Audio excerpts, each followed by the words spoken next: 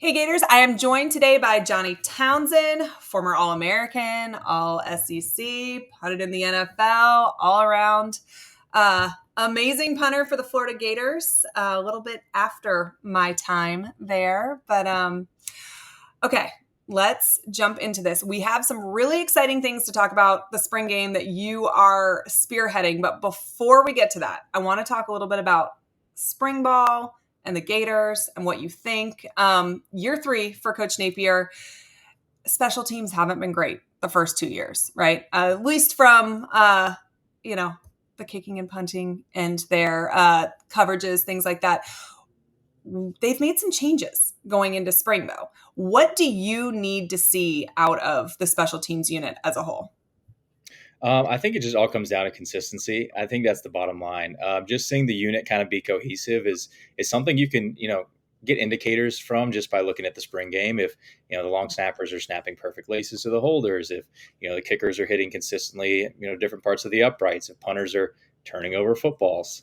Being the wife of one of the greatest punters at Florida, you know what the indicators are. So we know what to look for too, being specialists. But there's so much talent on the unit.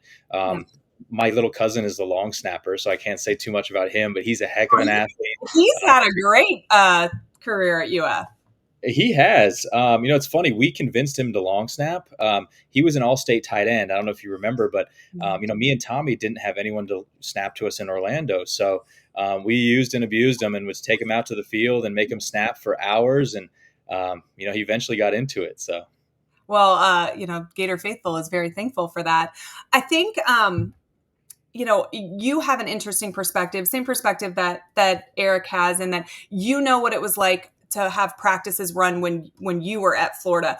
What differences have you seen, or maybe what's the same that you've seen about how they're running special teams practices under Napier?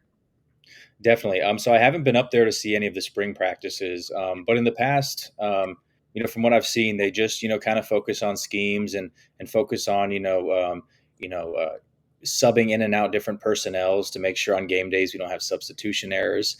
I remember you saw last year we had a lot of substitution errors, especially not having enough players on the field, even on special teams. So just trying to do those little things right is a big piece that I hope they can get squared away just this spring, so we don't have those hiccups this fall. Kind of control the things that you can control, right?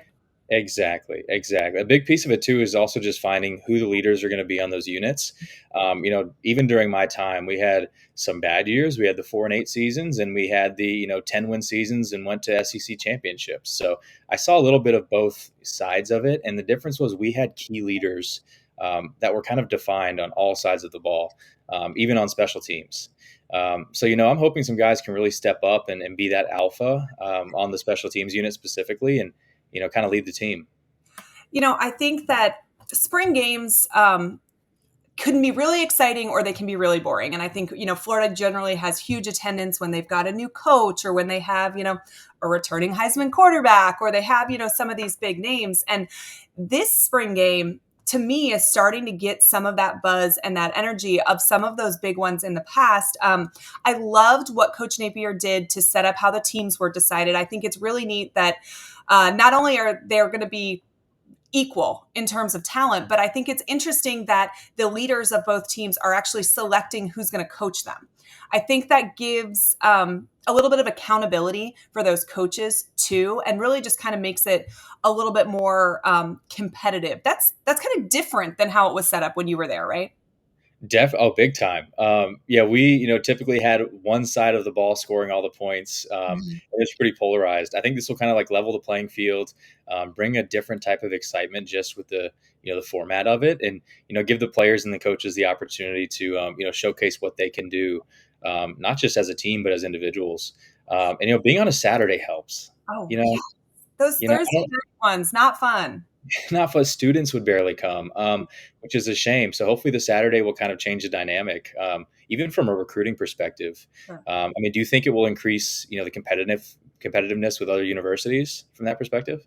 Yeah, potentially. And I honestly, I think that what you are doing, which I want to talk about, is actually going to add to potentially attendance and excitement for the game. You're kind of hitting it from multiple angles here. You are throwing a huge tailgate beforehand. There will be more former players under that tent than there will be any other place in Gainesville on Saturday, which I think is huge. And you're giving fans the opportunity to come out and mingle with those former players, which, I get messages all the time on social media. Hey, where can I go after a game so that I can run into some former players? Or what section should I go to see if I can get autographs? And, you have the answer for Saturday, right? You know exactly where you could go to meet former players. Yeah, you're spot on, and it's the north lawn of Ben Hill Griffin Stadium from 10 to 1 p.m. What we've been doing with the foundation benefiting UF Health, and then also tying in all the former players, has created this unique ecosystem around the university that doesn't exist anywhere else, and that alone is bringing a whole different level of excitement to the spring game with just all the promotion around it. This is our third year doing the spring game tailgate, which is my foundation's biggest fundraiser benefiting UF Health, and we support all the former players, which is really cool. So this year we have confirmation from guys like Coach Spurrier and his era, all the way up to guys that graduated last year. We anticipate about 175 former players, which is crazy. Which is crazy. And I'll tell you so I'm the daughter and the granddaughter of a former player. Obviously, you knew that I was the wife of a former player, but I was coming to these events way, way before I met Eric and before I was at Florida. And there used to be a barbecue for former players prior to the spring game. And that is where I met all of my dad's teammates' kids, and my grandfather's teammates' kids. And when I went to Florida, they were there and I knew them, and it built these relationships for life, truly. And that is something that's been missing from Florida for a while. And so, from a historical perspective, this is exactly what UF needed. This helps kind of connect the links between those generations and make sure that those relationships continue into the future. But the best part about it is the fact that it benefits Shands. Tell me what put that on your heart? How did Shands become the beneficiary of your foundation? Definitely. It all came from just kind of a coincidence, honestly. I was bored one day in college and wanted to do some community service and got involved in this group called Goodwill Gators, which is threw the athletes out in the community and built houses and did all sorts of stuff we weren't qualified for. And so one of the initiatives was just going to visit patients at UF Health. And I went like twice within the couple months span and saw the same patients that I saw the first time I went. So got to know them on a first name basis and became personal and realized I had a platform to not only just brighten a day, but to do more. So launched the foundation as soon as I signed away my eligibility, because there was no NIL back then, and the NCAA wouldn't even let me fundraise for a charitable cause while I was a current student athlete. So had to sign away my eligibility, and the rest is history. So we specialize in facility renovations. So we bottle up all the funds and give 100% directly to UF Health from this event. So. Well, and your efforts don't end with the tailgate. You are then going into the stadium. You're going to be participating in a punting contest against your brother, and it's in partnership with Florida Victorious, which is obviously the NIL branch for the University of Florida athletes. Tell me a little bit about that contest.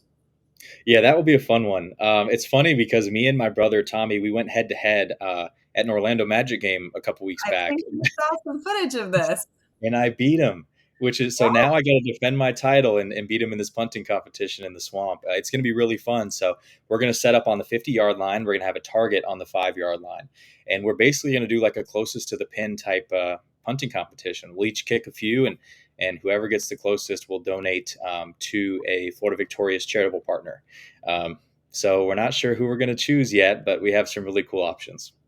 Well, and something that you mentioned when you were talking about going to Shands and volunteering there was that because NIL didn't exist, you weren't allowed to even fundraise for these charities. And I think that that's an interesting aspect about NIL that maybe most fans don't necessarily understand. It's not just about being able to buy the Dodge Charger. Sometimes it's about the fact that you're handicapped in the work that you're able to do for the community. And that's a real positive that's come out of NIL. Exactly. No, you're right. There's so many positives that have come out of NIL from just giving players the flexibility to be people and be businesses, do things for their communities with flexibility. It's created a lot of opportunities in that space for sure. Yeah. Um, All right. Well, tell everybody where they can buy their tickets, how they can come and meet up to 175 former players. I know that I will be there. My children will be running around. I'm sure they will be climbing all over you and Tommy per usual. Um, yeah. it'll be a good time. Yeah, so I would love for you guys to make it. We are bringing a whole different excitement to the spring game through this event. It's the third annual spring game tailgate presented by the Johnny Townsend Foundation. 100% of proceeds benefit UF Health. We're going to be right there on the North Lawn from 10 to 1 with open bars, all-you-can-eat barbecue, silent auction, live DJ, and yeah, meet and greet some Gator legends like Coach Spurrier and more. And you can find tickets through JohnnyTownsendFoundation.com on the events tab. And if you're social media savvy, Johnny Townsend Foundation on Instagram or Facebook, there's links to where you can get tickets, and there's also flyers with all the info.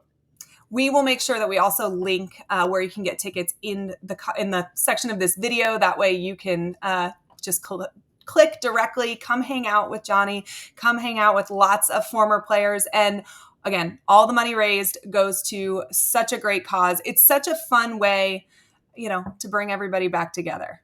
Definitely. All right. Well, I appreciate you, Johnny. I will see you on Saturday. Thanks, Allie. Thanks for having me on. We'll talk soon.